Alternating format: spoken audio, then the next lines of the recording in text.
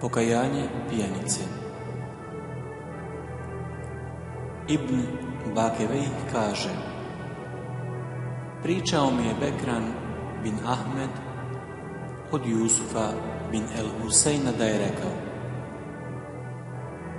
bio sam sa Zunnunom el-Misrijem pored jedne rječice, pa sam ugledao ogromnog škorpiona koji se nalazio na ivici vode. Tada iz vode izađe žaba. Škorpion se pope na njena leđa i ona ga ponese na drugu obalu. Zunnuni reče: ovaj škorpion ima neki zadatak. Kreni sa mnom da ga pratimo. Išli smo za njim dok nismo vidjeli pijanog čovjeka kako spava. Na prsima mu je bila zmija i išla prema njegovoj glavi.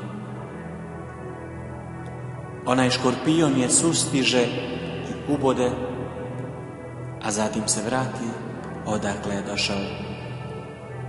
Žaba ponovo izađe iz vode i na isti način vrati škorpiona na drugu obalu. Zunnuni probudi čovjeka i reče mu: mladiću, pogledaj od čega te je Allah spasio.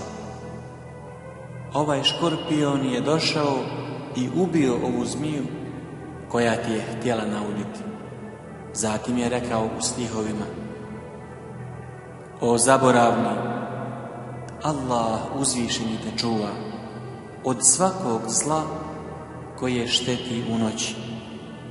Kako da oči smiju spram vladara od kojeg dolaze samo koristi i blagodati.